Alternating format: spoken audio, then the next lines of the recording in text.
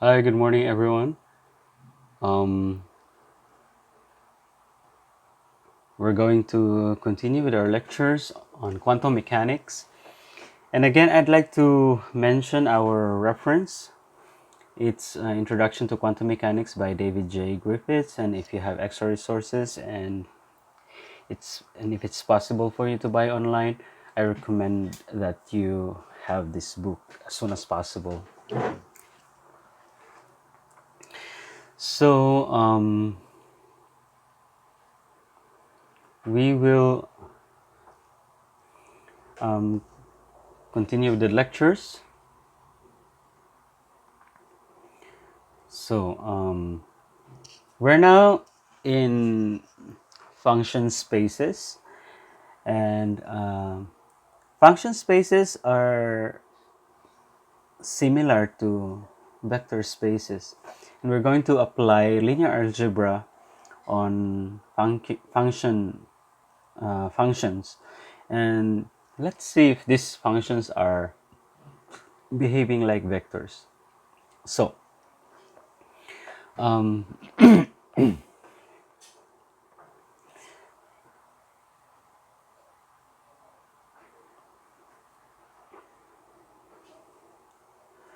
so the sum, if you can see, the sum of two functions is also a function. So it's kind of it behaves like vectors. The addition of functions is commutative and associative as well. And there's also a null function, f of x, that's when you add to a function, gives you the function itself, and when you multiply it to another function, it gives the zero function. And multiplying a function by a complex scalar gives another function. So this is exactly the behavior of vectors. So um, we will apply linear algebra to functions. And we define the inner product of two functions to be the integral of, say you have two functions f and g. It's just the integral of the inner product would just be the integral of the complex conjugate of the first function to the second times or multiplied to the second function with respect to the integrating variable of the argument of the two functions. So if you have an inner product of a function and another function, first function and a second function, that's just the integral of the conjugate of the first function times the second function integrated with respect to the argument of the two functions. So you can let's look at an example of what these functions are.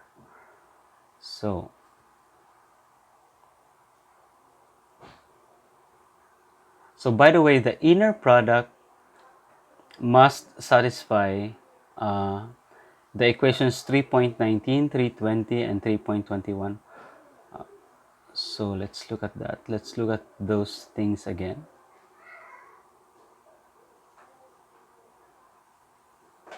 It's still up here.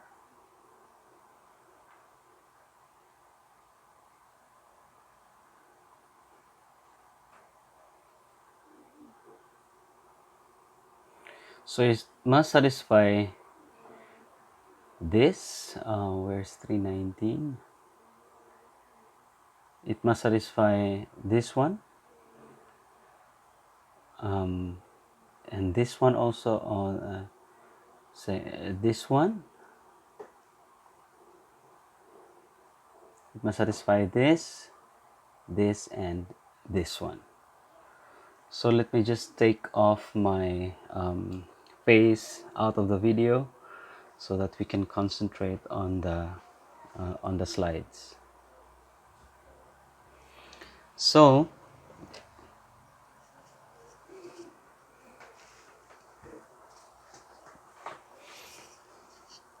going back,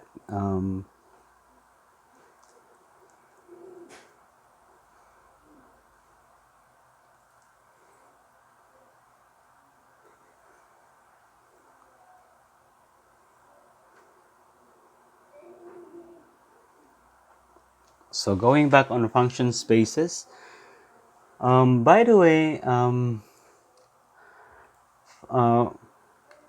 functions, we consider the function to be a complex function of x, meaning there is the presence of the square root of negative 1i. So, well, of course, those functions without I are still considered complex, only that the complex part, or the imaginary part, is equal to 0.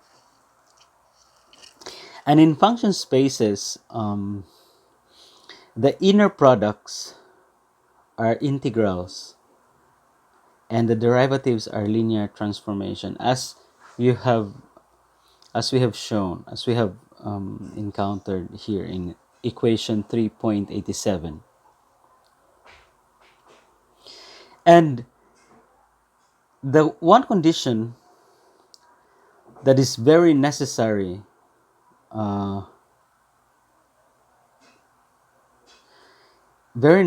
for functions to be considered a space, we need square integrable functions. This means that when you integrate the square of the function, it is not infinite, meaning there should always be a result when you integrate the two functions, when you integrate the functions by itself. This restriction is sufficient if both f and g are square integrable, as here.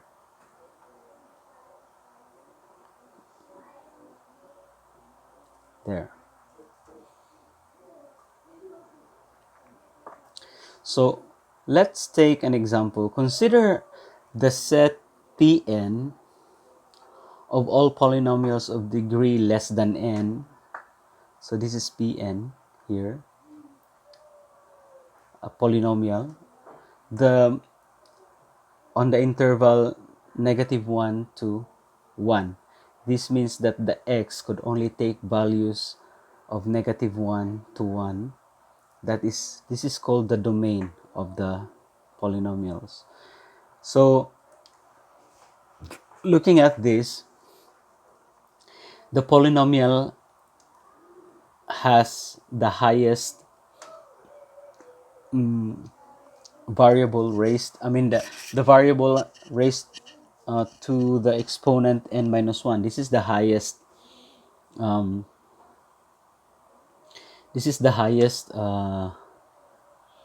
exponent of the x there.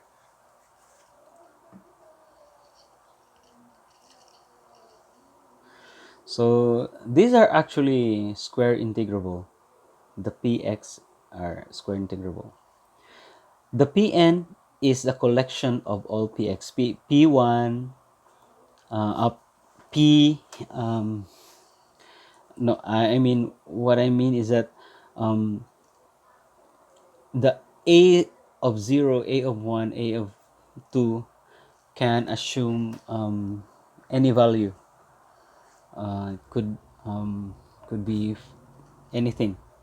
It's a coefficient. So in this case, for this function, the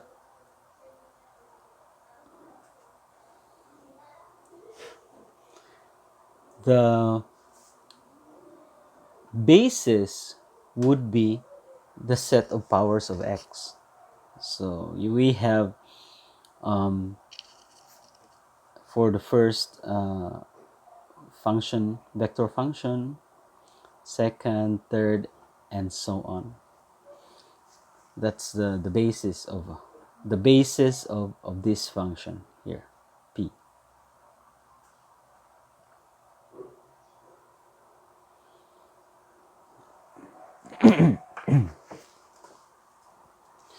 Now we continue, but the basis, as you can see in this slide, when you get the inner product of e1 and e1, this is just 1 times 1, so it's the integral of 1 dx. This is equal to 2, and e1, inner product of e1 and e3, e1 and e3 is x squared, and that is 2/3. You can see that they are not orthonormal. Not orthonormal. This means that because if they are orthonormal, the inner product of two different bases, or two bases which are different from each other, should be equal to 0. But they're not orthonormal. So we can apply Gram-Schmidt procedure, which was in detailed in the previous lectures. You can review, I don't know if it's lecture, if it's lecture 8 or 9, or before that or after that.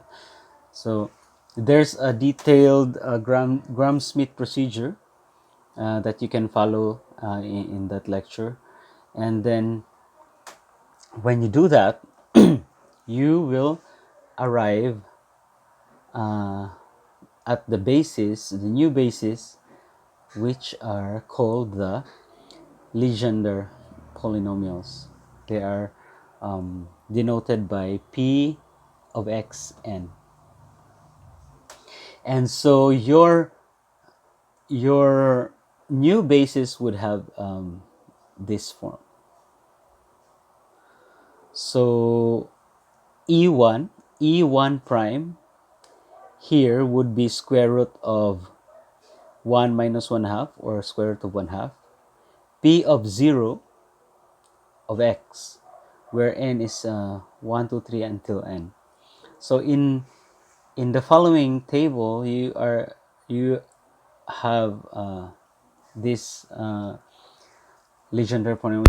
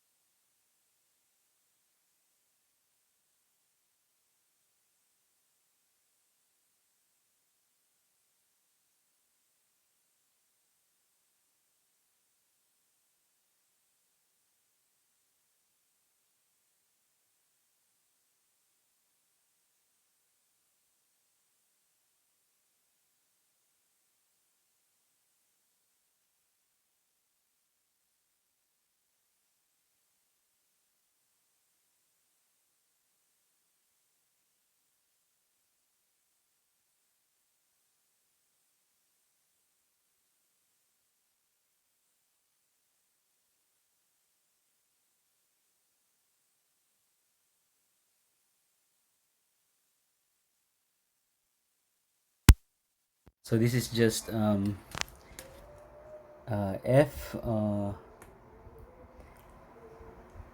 This is the inner product, and so when you convert it into integral form, you have this one, and then when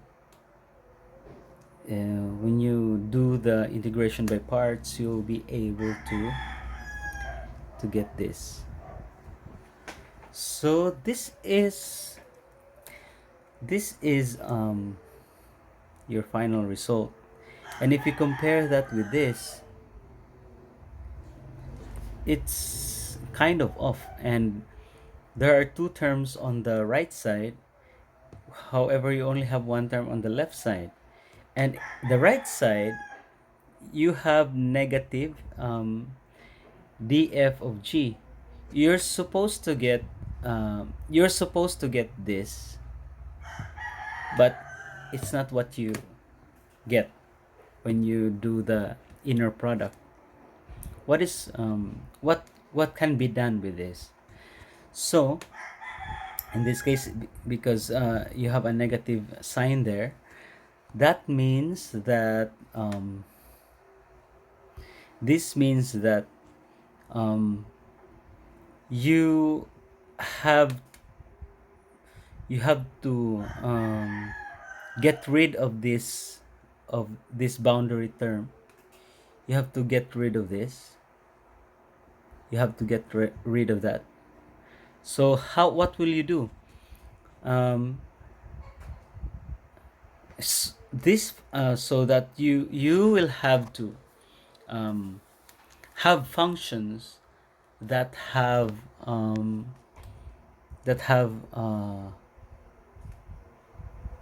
the same values on the two limits that you are considering.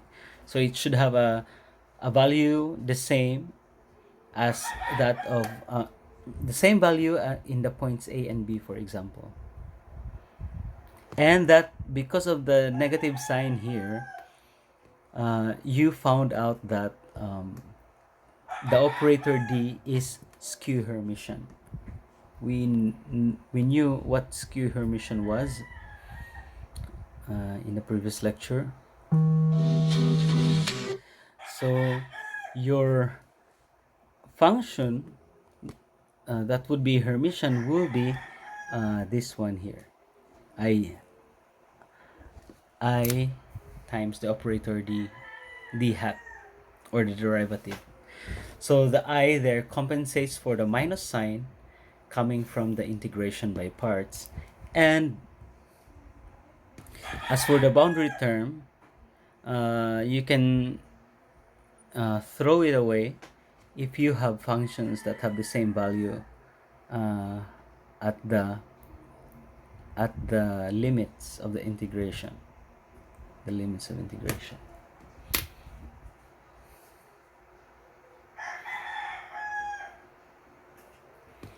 So in practice, or customarily, only the infinite interval a to the negative a equals negative infinity and b positive infinity are considered where square integrability of equation 3.88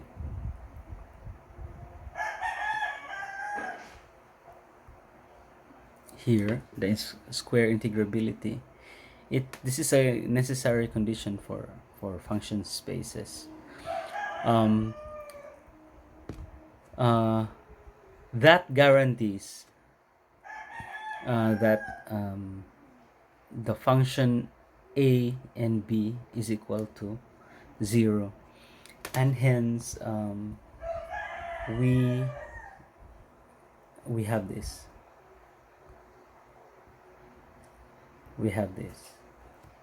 By the way, why do we need to have that?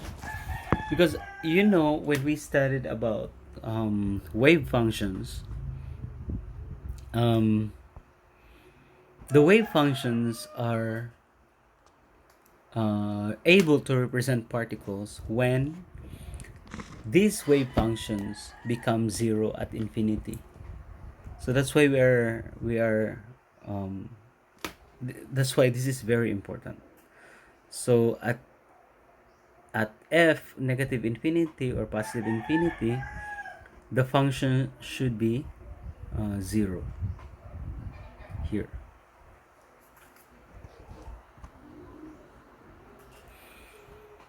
So now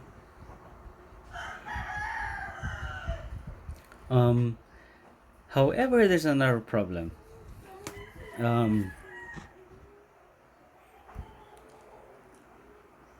ID is not Hermitian in the polynomial space Pn. That is not a polynomial. That is not Hermitian in the polynomial space. So again, we do some things. How? What do? So anyway, earlier, when we do the operator x hat to a function, of course, that is not linear in general for the space Pn. However, it is linear for P infinity. The operator x hat is a linear transformation to P infinity. Why? Because it already includes all the n. So n equals 1 million is included, n equals 1,000,001 is included, up to trillion, and all the numbers are included there. So if we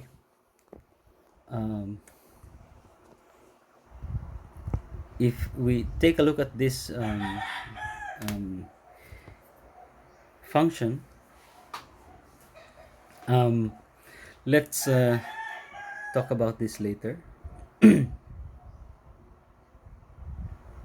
So anyway, this is a known fact, this one here, and so let's proceed.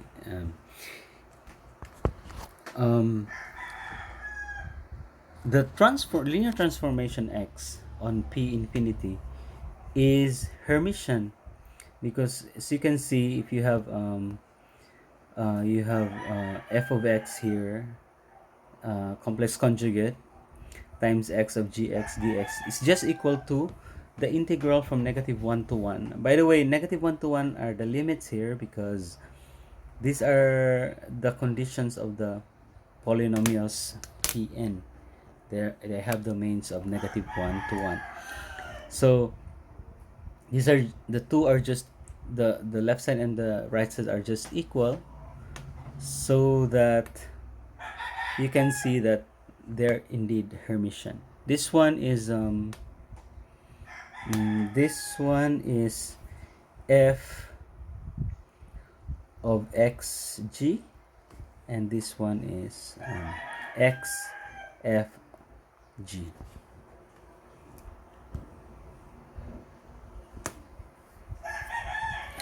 So let's look at this. What are the Eigen Functions of x? So if you do the operator x here, you operate on a polynomial, you'll get lambda here, a of 0, x, a1x plus a2x. So if you set the lambda equal to 0, then all the components are 0, and we get nothing out of that. However, if you have lambda not equal to 0, the first equation says a of 0 is equal to 0. So if you compare this, if you compare this and that, if lambda is not to 0, then there's no other way but to set a is equal to 0. and if lambda is not to 0, is not equal to 0 again, this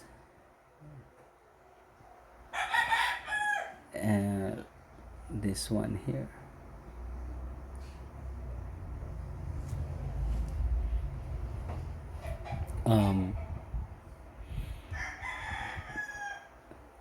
that would I sorry sorry this would this would set a is equal to 0, a1 is equal to 0, and all the other coefficients are equal to 0, and so everything goes back the same thing. So what can we do with that? What can we do? What eigenvalues can be what eigenvalues can be for x? So there's a note here. This Hermitian operator x does not have a complete set of eigenfunctions. It does not have any at all in p infinity. So we have to do something. So what would an eigenfunction of x look like? So if we have this,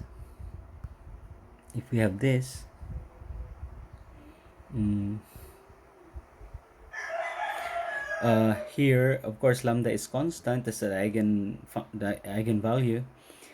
Then except that x is equal to lambda, g of x must be 0. That is a characteristic of a Dirac delta function. So therefore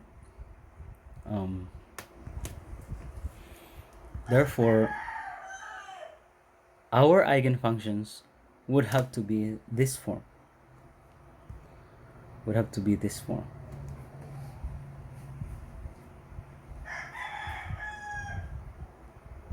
So the eigenfunctions are not polynomials.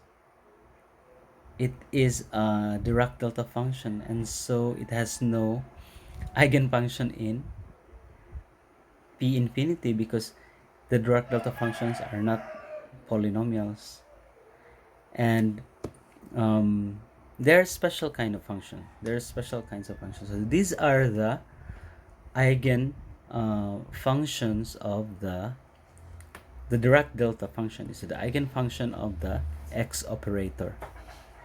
So this we have to remember.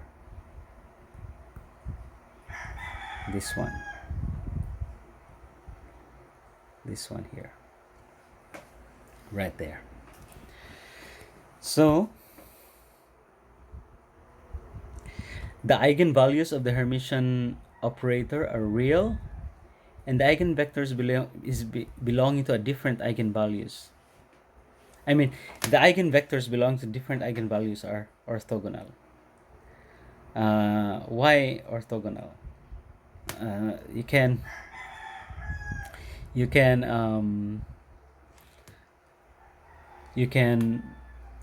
get the inner product of this. You can get the inner product of this of this function to another function with, for example, g mu x is equal to b Dirac delta function of x minus mu. So you will get, of course, 0.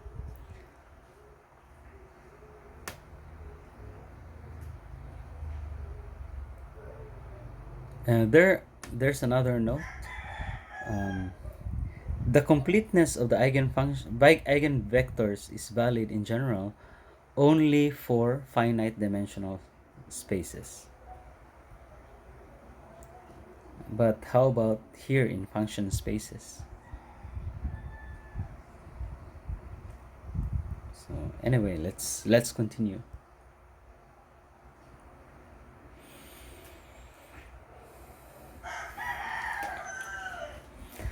In infinite dimensional spaces, some Hermitian operators have complete sets of eigenvectors. Some have incomplete sets, and some have no eigenvectors in space at all, just like the function spaces. In vectors, it was in vectors or in vectors where you have components of vectors, it was easy. There were eigenvectors and there were eigenvalues. Of course, some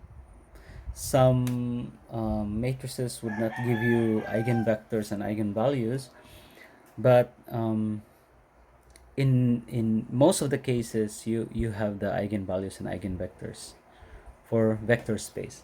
But for function space, um, uh, some because function space are extended to an infinite limit, infinite dimensional spaces. Some Hermitian operators have complete sets of eigenvectors, some have incomplete sets, and some have no eigenvectors at all in that function, just like the operator x. And as we have said, to deal with the wave functions, the completeness property of the space is absolutely necessary in quantum mechanical applications. So, are all wave functions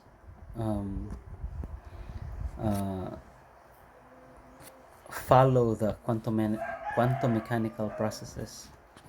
So that is the question. So there's a problem here. Show that the exponential of this is also written as e to the negative x squared over 2. Show that the exponential of negative x squared over 2 is an eigenfunction of the operator a equal to dx, the second order derivative with respect to x minus x squared.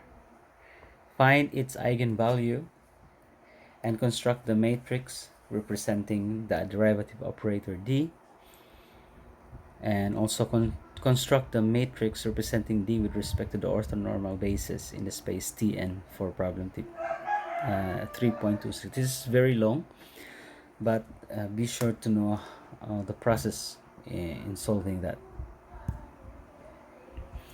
There's also another problem here about Legendre or Legendre polynomials, and there's two more problems which you can also make some time to solve. But of course, it's not required for now. But you may be interested in solving these. But later you can do more of those. So we now go to Hilbert space. What is a Hilbert space? By the way, we're talking about functions, and Hilbert space is a special class of or a special space that's actually very much applicable in quantum mechanics. So when you construct the real number system, you typically begin with 1, 2, 3, 4, 5, 6, 7. But between 1 and 2, there are still infinitely many numbers. And one of those numbers between 1 and 2 is equal to 1.5, for example. Or ln of 2, or for example, between 3 and 4, there's pi. And pi is an irrational number. you can actually find many numbers between two integers. So real numbers is quite complicated. So you have to consider everything. But even if you find two numbers between two integers, there's still many things that you can do between two numbers, 1.5 and 1.6 for example. You can still find infinitely many numbers between them. So by the way, all those things are included in the space, or in the real number system, in the real space. So for example, if you have this number, this is a rational number. So if you only have 1 minus 1/2, that's 1/2. That's a rational number. Or 1 minus 1/2 plus 1/3, that's 1/3 plus 1/2, that's 5/6. Yeah, that's 5/6, and so that's still a rational number. And 1 minus 1/2 plus 1/3 minus 1/4, that's 5, 4, that's 19 over,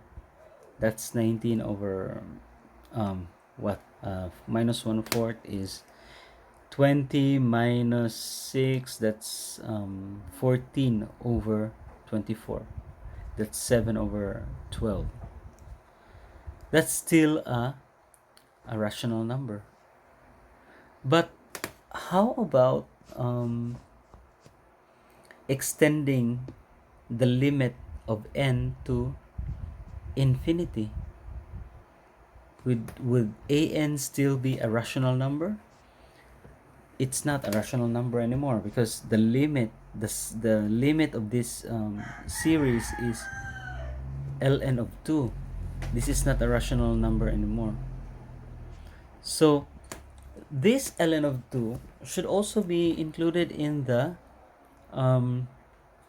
real number system. So it's the real number system, as I have said, is very complicated, very complex, and I would not want to say complex, but complicated. It includes everything. And also you have also to include this series. For example, this one is for finite n. This is okay. So if n is equal to 10, that's just 1 plus x squared over 2 until x to the 10 over 10 factorial, for example. And then you have for n going to infinity, you will have this. The limit is e to the x. So these are also numbers within the real space, and they have to be included. So they have to be included in everything. I mean, everything in the real space. You should find rational and irrational numbers, fractions, decimals, and everything. To complete the space, all such functions should be included. The rational and the irrational numbers. But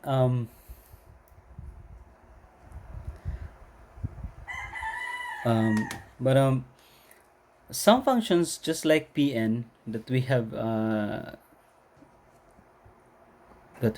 encountered earlier in this session, they have domains of -1 to 1, but if we really want to have a general um, function space, then we would have to include the limits negative infinity to positive infinity, not just negative 1 to 1. Just like the Legendre polynomial, the Legendre polynomial uh, are only good for negative 1 to 1. But how about others? How about the other domain? So we have to include negative infinity to positive infinity as our domain.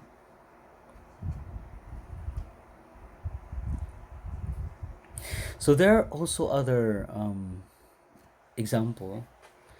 For example, this series, this one, this one converges for x less than 1. So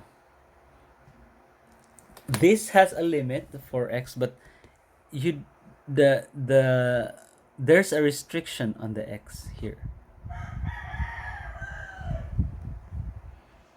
So we can include this, but we can allow linear combinations uh, of these terms in the real space.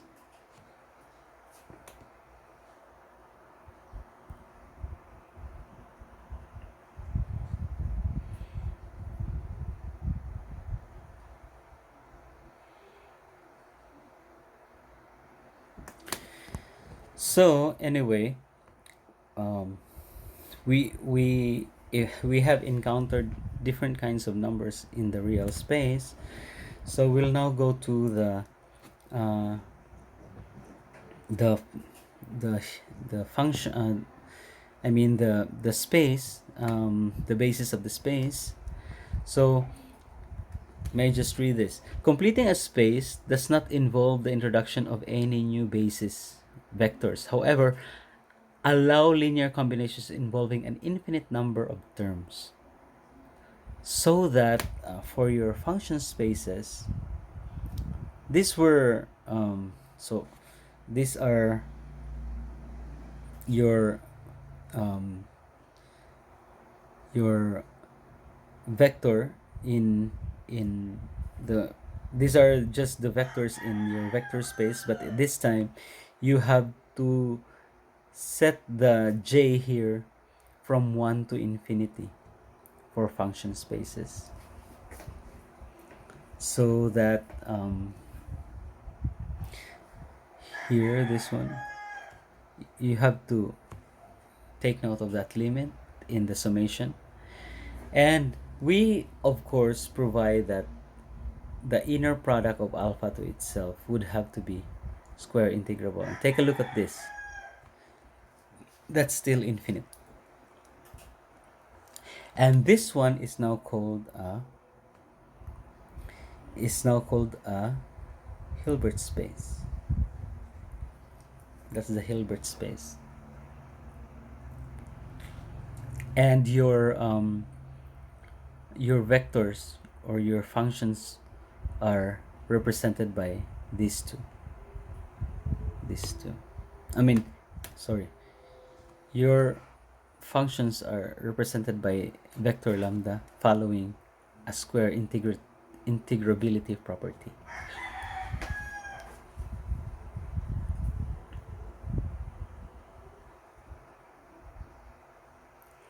So when we talked about Pn, those were the polynomials of degree less than n.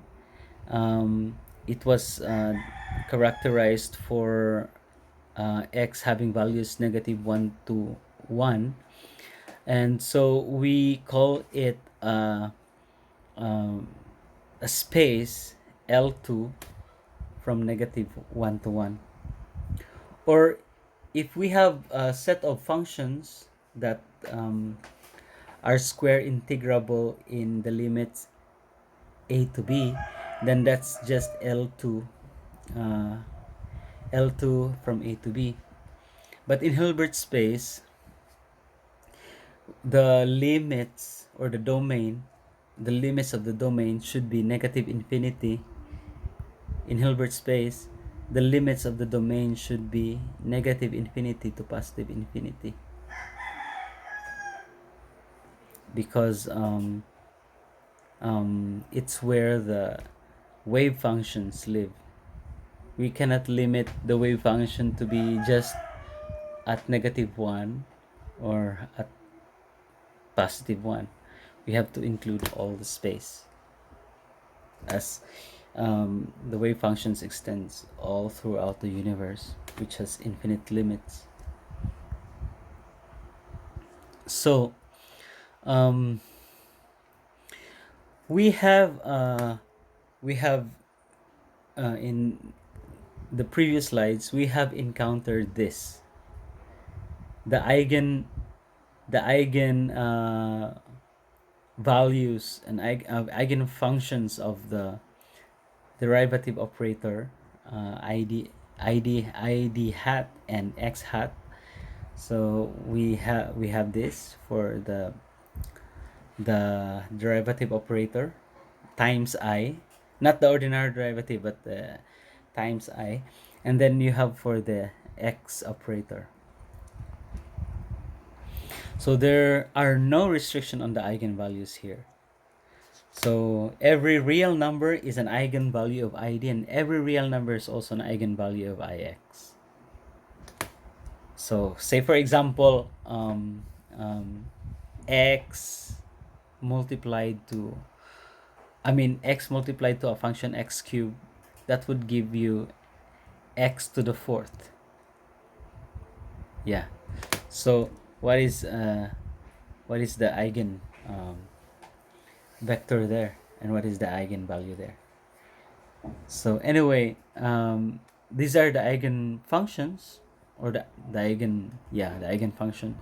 Instead of in vector space you have eigenvector, but in function spaces you have eigen functions. So anyway, let's continue with this. Look at the basis. By the way, the eigenvalues of the operator, the operator is continuous, and they are called spectrum here. id hat and x hat have continuous spectra, in contrast to the discrete spectra in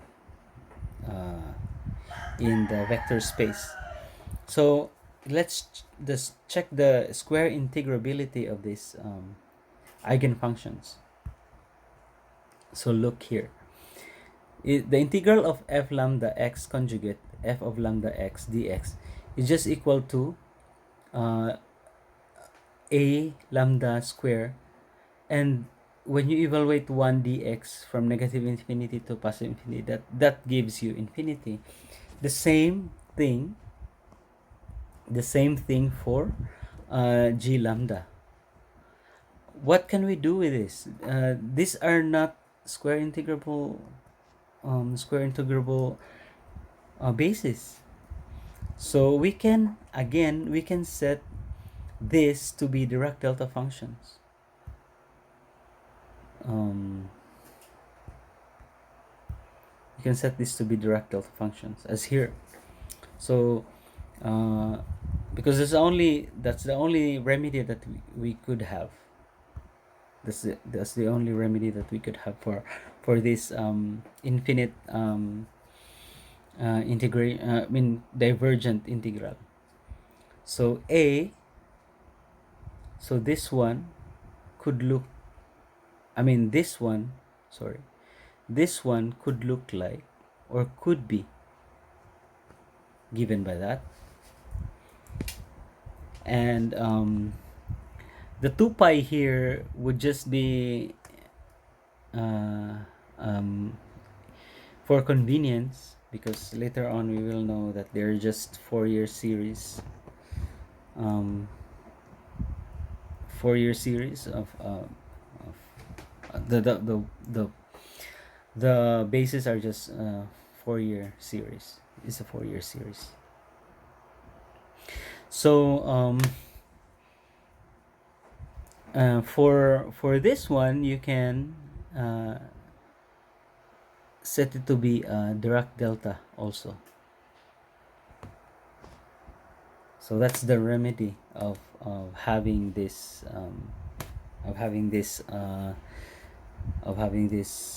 in square integrability of f and f lambda and g lambda. So may I just read the statement here. It is customary to normalize these unnormalizable functions by picking the constant so as to leave an adorned Dirac delta function on the right side, replacing the Kronecker delta in the usual orthonormality condition. So that, as I have said earlier, when you have two eigenvalues, so you have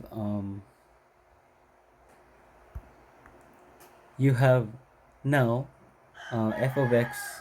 This is where the 2 pi came from.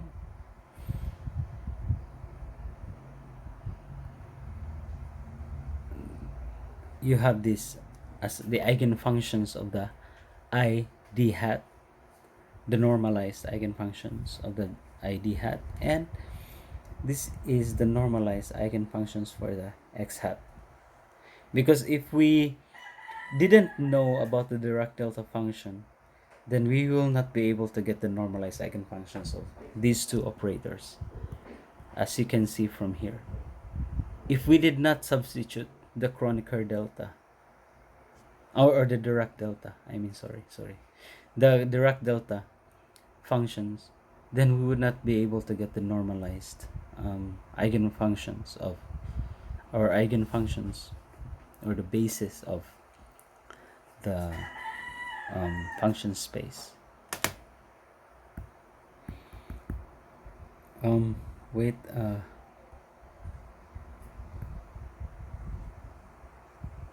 I'm sorry.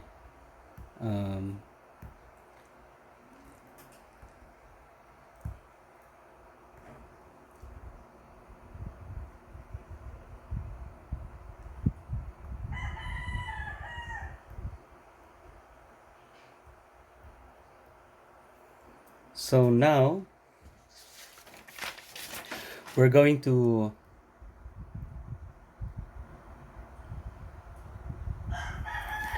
represent the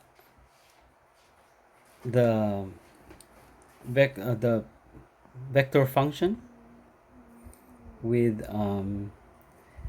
this one, or we can also write it in terms of g lambda here.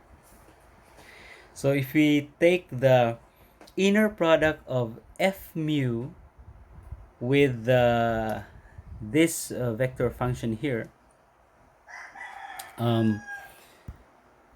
we'll be able to get the coefficient lambda, a lambda. So if you do this, so here you have a mu. This is, you know how to integrate Dirac delta functions. So if this is mu not equal to lambda, it gives 0, but if it's mu equal to lambda, then it gives you an integral equivalent to this to be a mu. So a lambda is just equal to the inner product of f lambda of f. Inner product of f lambda of f. This is the inner product. This is the inner product of f mu of f mu to f, and this is the inner product, which gives you a mu, by the way. A lambda is the inner product between f lambda and f. And look at this. This is just a Fourier transform, or yeah, a Fourier transform of f. So evidently, the negative lambda component of the vector f is the basis of the eigenfunctions of ID, is the Fourier transform of the function f of x.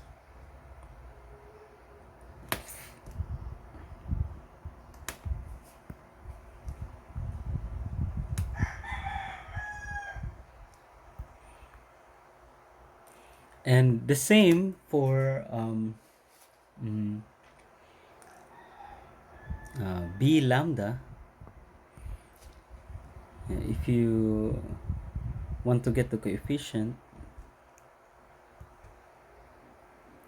it's just it just gives you f lambda, where uh, lambda is your eigenvalue, and your coefficient will just be f of lambda.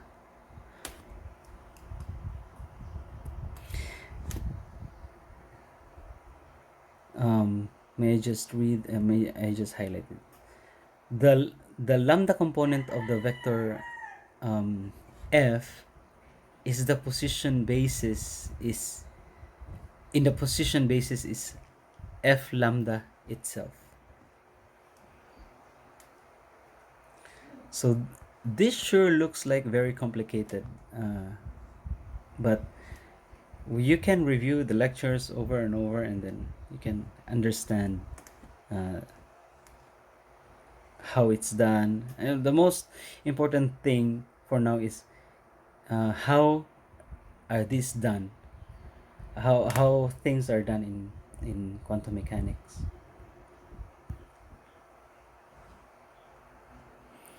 So remember that we're not talking about real vector function. It's f here is an abstract vector.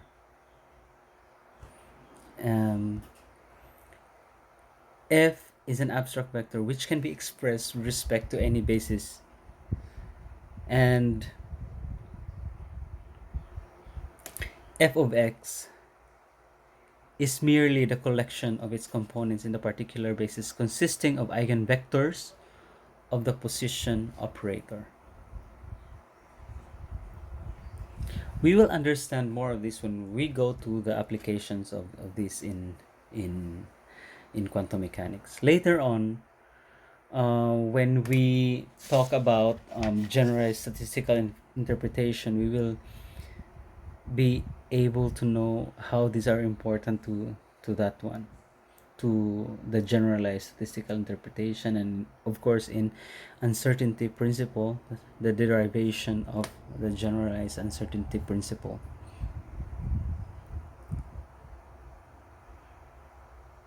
So this ends the lecture, and so you can, if you have time, you can probably solve these problems. This one, these two problems here.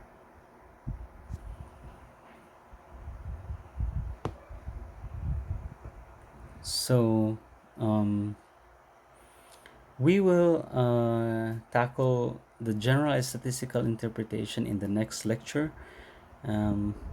However, I'd like, before we do that, I'd like to request an assessment of this lecture. I'll post the assessment in our Google Classroom and in our Mole Classroom. So watch out for that this day. See you in the next lecture. And I hope that you're finished with the assessments of the previous assessments.